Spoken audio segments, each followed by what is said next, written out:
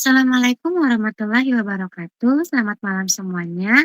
Perkenalkan, teman dari kelompok 6, izin untuk mempresentasikan materi pada hari ini, yaitu penerapan metode regresi linear, association rule mining, dan similarity dalam analisis dan prediksi pola data menggunakan Python. Sebelumnya, izinkan saya sebagai moderator untuk memperkenalkan anggota kelompok kami. Yang pertama, ada Almia Agustina, kemudian Yowana Nabilah Putri, Khairun Nisa, kemudian ada saya sendiri Safadia Raihana, dan yang terakhir ada Ahmad Nanji. Oke, pada malam hari ini ada 3 topik utama yang akan kita bahas, yaitu regresi linear, association rule mining, dan juga similarity clustering. Tujuannya apa? Yang pertama, kita akan belajar untuk memahami dan bisa untuk menggunakan 3 metode utama dalam data mining. Yang pertama ada regresi linear, association rule mining, dan juga similarity. Intinya, pada 3 metode ini akan digunakan untuk menganalisis dan mengolah data agar bisa menemukan pola atau hubungan antar data. Yang kedua, kami nggak hanya mempelajari teori, tapi kami juga mempraktekkan langsung menggunakan bahasa Python di platform Google Colab. Nah, nantinya kita akan bisa melihat langsung hasil analisisnya dari program yang sudah dijalankan. Dan yang terakhir, kita akan belajar untuk menganalisis dan menginterpretasi hasilnya. Jadi, kita nggak hanya menjalankan codingan, tapi kita juga mengerti apa makna dari hasilnya. Misalnya pola hubungan antar data atau tingkat kemiripannya. Selanjutnya, ada regresi linear yang akan dijelaskan oleh Yowana. Selanjutnya, saya akan membahas mengenai regresi linear. Regresi linear merupakan salah satu metode statistik yang digunakan untuk memodelkan hubungan antara satu atau lebih variabel independen, yaitu X, dengan satu variabel dependen, yaitu Y. Nah, tujuan utamanya adalah untuk memprediksi atau memperkirakan nilai Y berdasarkan nilai X melalui persamaan garis lurus. Melalui metode ini, banyak digunakan dalam analisis data dikarenakan dapat menggambarkan pola hubungan yang bersifat linear. Misalkan antara luas bangunan dengan harga rumah, atau waktu belajar dengan nilai ujian. Di sini kami mengambil dataset prediksi harga berlian dengan library Pandas dan NumPy untuk mengelola dan mengolah data numerik.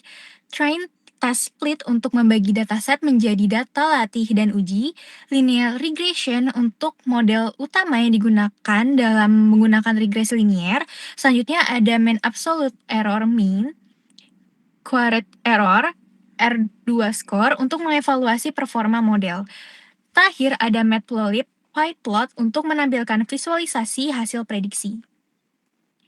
Yang kedua di sini ada dataset Diamond ini diambil dari Seaborn Dataset Repository yang berisi dari ribuan data berlian dengan atribut seperti karat, cut, color, kejernihan atau clarity, kedalaman atau deep, ukuran meja atau table, serta harga atau price. Kemudian pada kode pdread CSV digunakan untuk membaca data URL ke dalam bentuk data frame.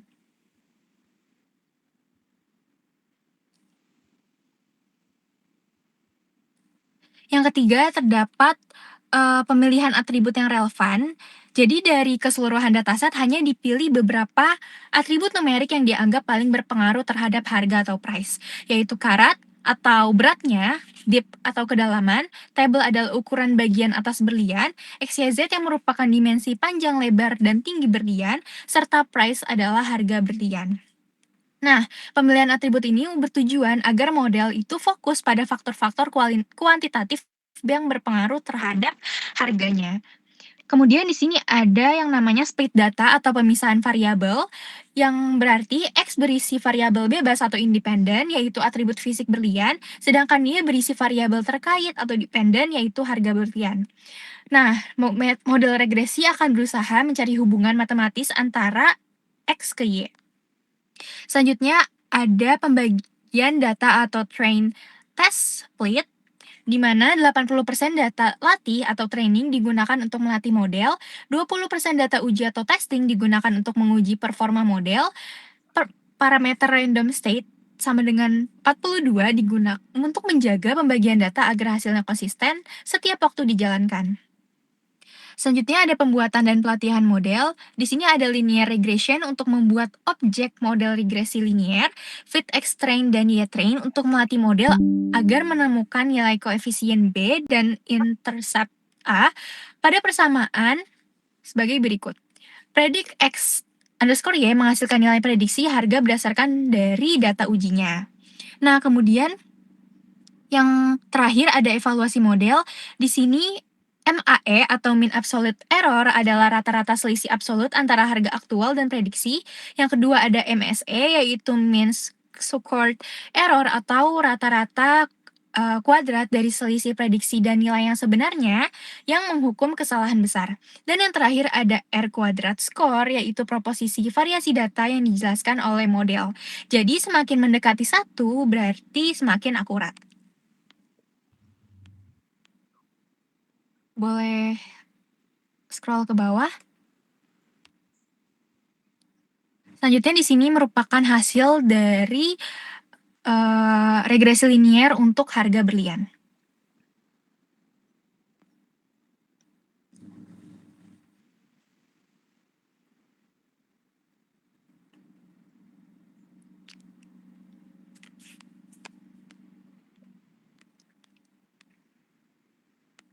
Nah, hasil evaluasi model menunjukkan nilai mean absolute error yaitu 888,48 yaitu rata-rata selisih antara harga aktual dan prediksi sekitar 888 dolar.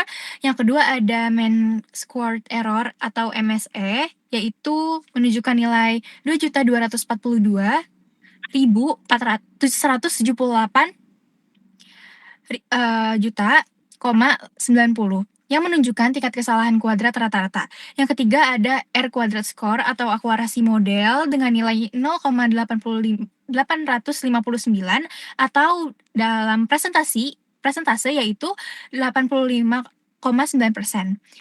Yang artinya model mampu menjelaskan 85,9% variasi harga berlian berdasarkan fitur yang digunakan. Nah, hasil menunjukkan titik-titik biru yang menunjukkan hubungan antara harga aktual yaitu sumbu X dan harga prediksi yaitu sumbu Y. Sebagian besar titik mengikuti pola naik yang menandakan bahwa model regresi linier cukup akurat. Terdapat sedikit penyebaran atau outlier di area harga tinggi yang berarti prediksi pada harga berlian mahal sedikit kurang presisi. Oke, selanjutnya yaitu association rule yang akan dijelaskan oleh Almi. Baik, di sini saya akan menjelaskan mengenai association rule. Nah, apa itu association rule? Yaitu salah satu metode dalam data mining yang digunakan untuk menemukan hubungan atau keterkaitan antara item dalam suatu dataset. Nah, metode ini sering digunakan untuk menganalisis pola pembelian atau kebiasaan konsumen. Nah, untuk lebih jelasnya lagi nih, ada implementasi dalam program. Pertama yang kita gunakan adalah library warnings, pandas, request, MLX trend, frequent pattern, MLX trend pre-processing. Lalu ada datasetnya groceries dataset yang sumbernya dari GitHub. Lalu isinya itu ada data transaksi pembelian di supermarket seperti baris mewakili satu transaksi berisi daftar item atau barang yang dibeli bersamaan. Contoh itemnya ada wok milk, rolls atau buns, other vegetable, tropical fruit, terus ada bottled water, dan lainnya. Nah, untuk lebih jelas kita masuk ke programnya. Nah, pertama seperti yang saya tadi bilang, kalau saya ini mengambil dataset transaksi supermarket dari GitHub supaya isinya itu berupa daftar barang yang bisa dibeli dalam setiap transaksi. Nah, kedua, datanya saya ubah itu ke dalam format one mana itu ya, one hot encoding. Ya, dari sini. melakukan hard encoding. Jadi setiap kolom itu, menunjukkan apakah barang tertentu itu dibeli yang artinya satu dan tidak artinya nol atau true sama false. Nah, format ini dibutuhkan algoritma a priori itu sendiri bisa dijalankan. Nah, ketiga, saya menjalankan algoritma a priori ini untuk mencari kombinasi barang yang sering muncul, eee, dengan minimum support 3%. Nah, setelah itu, saya membuat aturannya atau rules-nya berdasarkan metric leaf dengan ambang, 1,0. Nah, untuk menunjukkan hasil, eee, program ini menampilkan beberapa aturan asosiasi seperti, kalau kita beli walk milk, maka dia beli other, vegetable. Yang di mana support-nya itu, 3% berarti kombinasi ini muncul di 3% dari total transaksi, lalu ada confidence misalnya 45%, artinya dari semua transaksi yang membeli Walk Milk, yaitu 45% juga dia membeli other vegetable. Lalu ada leaf, misalnya ada 120% atau 1,2 yang dikali 100 itu, berarti hubungan keduanya itu lebih kuat dari kebetulan. Jadi asosiasi yang ini tuh cukup signifikan gitu. Nah, untuk lebih jelasnya kita lihat di, hasilnya. Kita running dulu.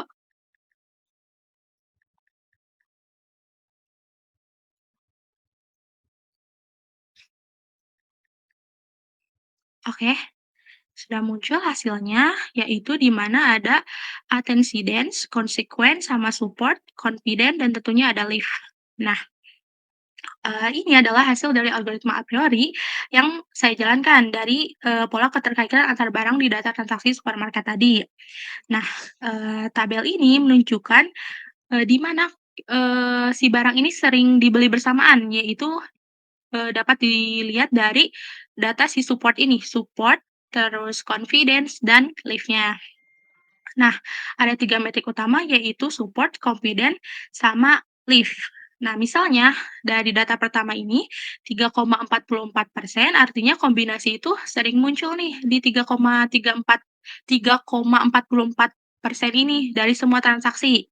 Nah, sedangkan confidence-nya itu menunjukkan, seberapa besar kemungkinan pelanggan membeli barang konsekuen setelah membeli barang antecedent tadi. Nah, terus yang lift itu, dia itu mengukur seberapa kuat hubungan antara, barang yang dibandingkan seberapa kuat hubungan antar barang yang dibandingkan dengan kebetulan. Contohnya itu kayak berarti ada hubungan kuat antara pembelian barang A memang mempengaruhi kemungkinan membeli barang B, gitu. Oke, mungkin bisa di-next untuk hasilnya.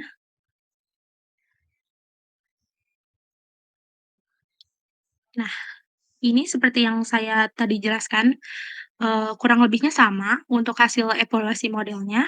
Lalu di sini ada interpretasi hasil, yaitu kombinasi other page table dan root page table memiliki support dan lead tertinggi. Nah, yang di mana dia menunjukkan pola pembelian, yang kuat antar kedua item tersebut. Lalu ada hubungan antara tropical period dan other page table juga cukup signifikan dengan leaf, 176,78%. Dan terakhir, secara keseluruhan, hasil menunjukkan bahwa produk sayuran dan buah sering, dibeli bersamaan. Jadi cocok dijadikan strategi promosi atau bundling. Jadi, si supermarket nih bisa nih kayak kemungkinannya, karena kita berasumsi, berdasarkan data ini, tadi ada buah sama sayur itu sering dibeli bersamaan, maka, si toko ini bisa menyediakan itu, secara berdampingan gitu penempatannya. Kurang lebih seperti itu. Nah, selanjutnya tentang similarity clustering. Oke, apa itu similarity clustering atau clustering kemiripan? Yaitu teknik dalam machine learning, yang mengelompokkan sekumpulan objek atau titik data berdasarkan tingkat kemiripannya satu sama lain. Nah, tujuannya itu untuk, membentuk klaster atau kelompok di mana objek-objek di dalamnya memiliki karakteristik yang lebih serupa. satu sama lain dibandingkan dengan objek klaster lain. Nah, jadi ini kita, kayak mengidentifikasi mana nih yang paling mirip. Oke, buat lebih jelasnya, kita kembali lagi ke program. Nah, sebelum program, aku jelasin dulu nih, awalnya itu ada library yang kita gunakan. Kita gunakan Pandas, NumPy, sklearn, matrix pairwise, matplotlib, plyplot, ada seaborn yang sebelumnya udah dijelaskan oleh teman saya juga, kurang lebihnya sama. Nah, dataset ini kita ngambil dari, GitHub juga, yaitu dia rating buku oleh beberapa pengguna. Nah, isi datanya ada user ID, yaitu ID pengguna yang memberikan rating, lalu ada book ID book yang diberi rating oleh pengguna, dan ada rating itu sendiri, yaitu nilai ratingnya, skalanya dari 1 sampai 5 yang diberikan oleh pengguna terhadap buku tertentu. Oke, agar lebih mudahnya kita lihat lagi, kita running programnya. Ini untuk programnya, sebentar. Oke, dari program metode similarity ini, yang pertama tentu saja tadi sudah saya jelaskan sebelumnya itu import library. Yang kedua di sini ada dataset sederhana yang berisi ada kolom user ID, book ID, dan rating yang di mana setiap baris mewakili satu penilaian terhadap satu buku. Nah, ini ya yang ratingnya dari 1 sampai 5. Yang kedua, data itu kemudian saya ubah bentuknya menjadi matrix user item di bagian sini, yang di mana setiap baris ini mewakili pengguna dan setiap kolom mewakili buku. Nah, nilainya adalah rating yang diberikan. Kalau pengguna belum pernah ngerating buku tersebut, maka diisi nilainya itu adalah 0. Nah, setelah itu saya hitung cosine similarity antar bukunya. Nah, jadi setiap pasangan buku yang dibandingkan berdasarkan rating, nilai cosine-nya itu berkisar antara 0 sampai 1, yang di mana 1 itu mendekati 1 itu mendekati mirip atau mirip, dan yang 0 itu tidak mirip. Nah, kalau di running, programnya akan muncul seperti ini. Wait.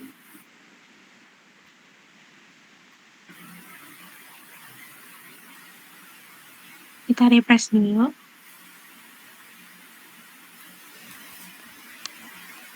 Oke. Sekarang kita running.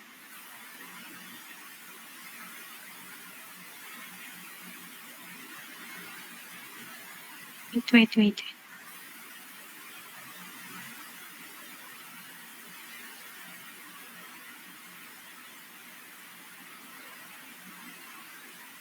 Oke. Nah, setelah di running, di sini memunculkan contoh datasetnya yang tadi, yaitu ada user ID, book ID, sama ratingnya. Nah, kita lihat sendiri di sini. Lalu ada matrix rating pengguna. Matrix rating ini yaitu hasil kemiripan antar buku. Nah, misalnya nilai book 2 dan book 3 itu 0,85, berarti keduanya cukup mirip karena dia mendekati 1. Nah, biasanya pengguna yang suka book 2 dan book 3 juga.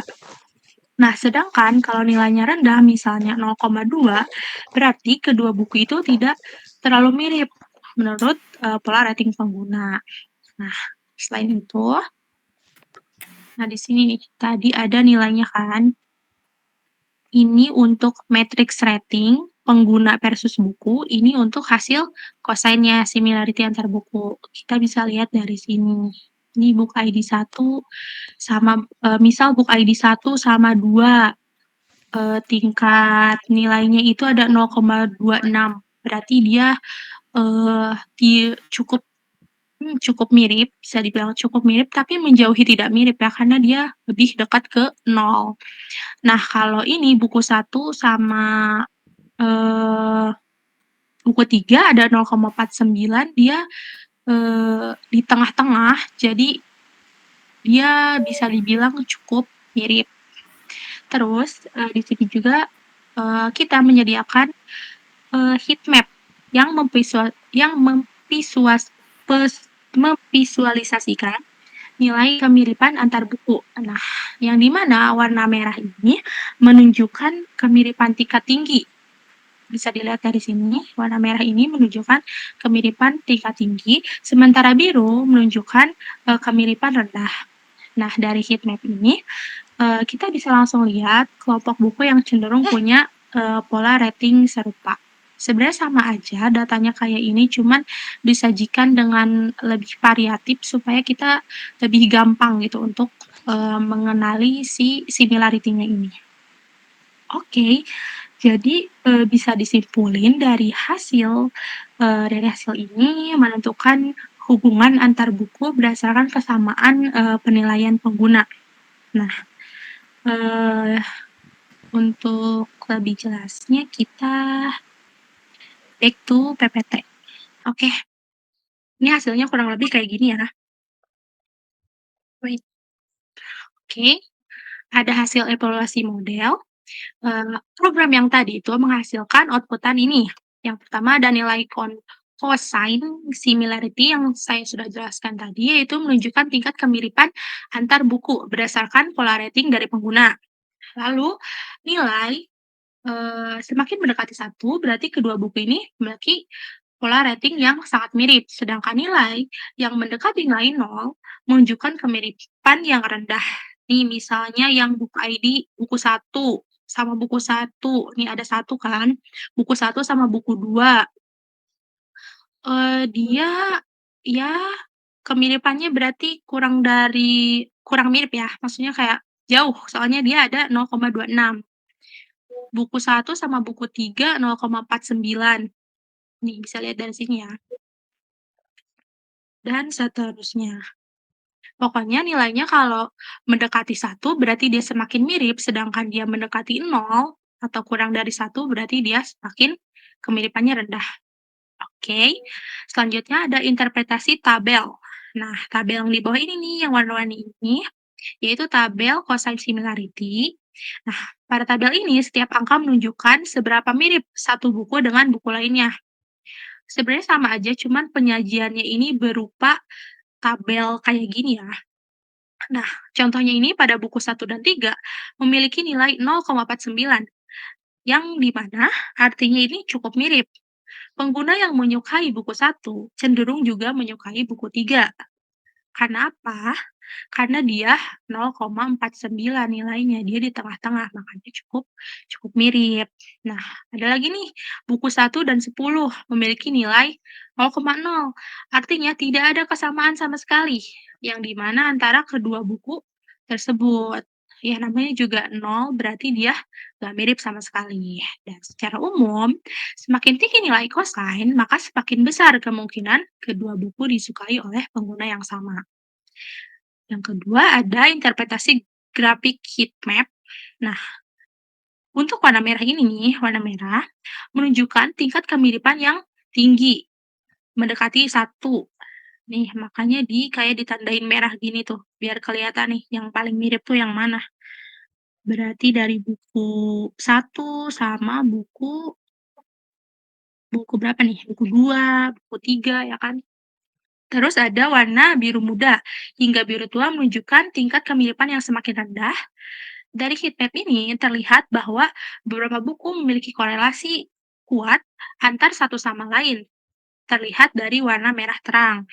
Nah, pola ini menunjukkan bahwa metode similarity dapat digunakan untuk merekomendasikan buku serupa kepada pengguna berdasarkan kesamaan preferensi. Oke, mungkin segitu aja untuk pembahasan similarity clustering. Saya Oke, kembalikan ke selanjut moderator. oke, terima kasih banyak Almi. Selanjutnya ada perbandingan umum 3 metode data mining yang akan dijelaskan oleh Nisa. Ya baik. Jadi di sini saya akan menjelaskan perbandingan umum 3 metode data mining, yaitu yang pertama ada regresi linear. Tujuan analisisnya itu memprediksi hubungan antar variabel dan memperkirakan nilai masa depan. Yang kedua, output utama, yaitu persamaan regresi dan nilai akurasi. MAA, MSI, sama R kuadrat. Yang ketiga, contoh penerapan, yaitu memprediksi harga, penjualan, sama peminatan pasar. Terus, habis itu ada kelebihan. Kelebihannya itu hasil mudah diinterpretasi dan digunakan untuk prediksi. Kelemahannya tidak cocok untuk data nonlinear tanpa transformasi. Yang kedua ada association rule, sama tujuan analisis itu menemukan pola keterkaitan antara item dalam dataset. Yang kedua ada output utama, yaitu aturan asosiasi berupa support, confidence, dan lift. Yang ketiga contoh penerapannya ada analisis keranjang belanja, yaitu market basket analisis. Kelebihannya dapat mengungkap pola pembelian atau hubungan antar item. Kelemahannya tidak dapat digunakan untuk prediksi nilai numerik. Yang ketiga ada similarity clustering. Tujuan analisisnya mengukur tingkat kemiripan antar objek atau data. Output utamanya nilai kemiripan antara 0 sampai 1, misal quotient similarity. Yang ketiga contoh penerapan, yaitu sistem rekomendasi produk, film, atau musik. Kelebihannya efektif dalam menemukan kesamaan antar pengguna atau produk. Kelemahannya tidak menjelaskan hubungan sebab akibat antar variabel.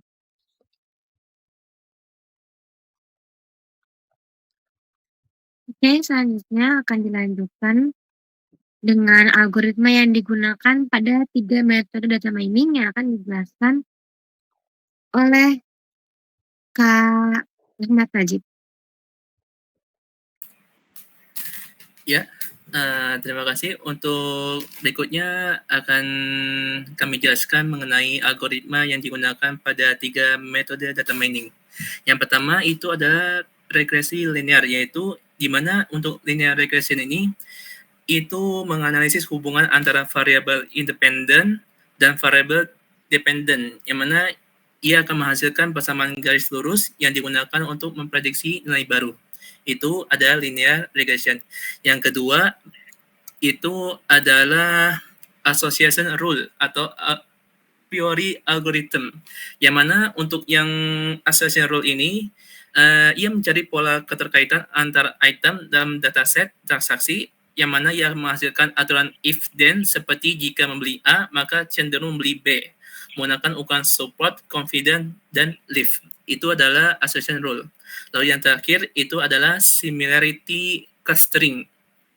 Ya, similarity clustering, yang mana untuk yang ini dia menggunakan constant similarity, yang mana untuk mengukur kesamaan antar objek berdasarkan sudut kosinus antara dua vektor data, yang mana nilai mendekati 1 berarti sangat mirip, sedangkan mendekati 0 berarti itu tidak mirip. Itu dari 3 metode algoritma yang digunakan pada 3 metode data mining. Oke, kesimpulannya, berdasarkan hasil penerapan 3 metode data mining, yaitu regresi, asosiasi, dan similarity, diperoleh bahwa setiap metode memiliki fungsi dan hasil analisis yang berbeda. Metode regresi ini memiliki fungsi dan analisis yang berbeda. Algoritma linear regression mampu memprediksi harga berlian dengan tingkat akurasi sebesar 80,9%, menunjukkan hubungan kuat antara variabel fitur dan harga. Metode asosiasi menggunakan algoritma a priori berhasil menemukan pola keterkaitan antar item yang dapat dimanfaatkan untuk analisis perilaku konsumen.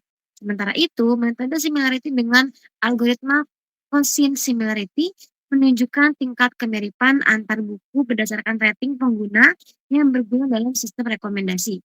Secara keseluruhan, ketiga metode ini menunjukkan bahwa teknik data mining dapat digunakan secara efektif untuk memprediksi, analisis pola, dan pengukuran kemiripan data sesuai dengan karakteristik dan tujuan analisis masing-masing.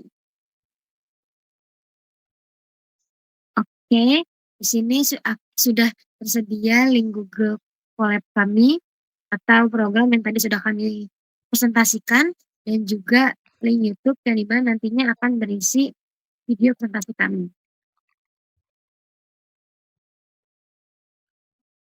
Dapat disimpulkan bahwa setiap metode data mining memiliki fungsi dan tujuan analisis yang berbeda namun saling melengkapi. Maka dari itu, penjelasan pada malam ini untuk menjabarkan masing-masing fungsi dan tujuan dari algoritma tersebut. Terima kasih banyak atas perhatian dan waktu yang diberikan. Semoga presentasi kami pada hari ini dapat menjelaskan secara jelas apa itu algoritma regresi, kemudian similarity dan juga asosiasi. Kami kelompok 6 pamit undur diri. Terima kasih banyak. Wassalamualaikum warahmatullahi wabarakatuh.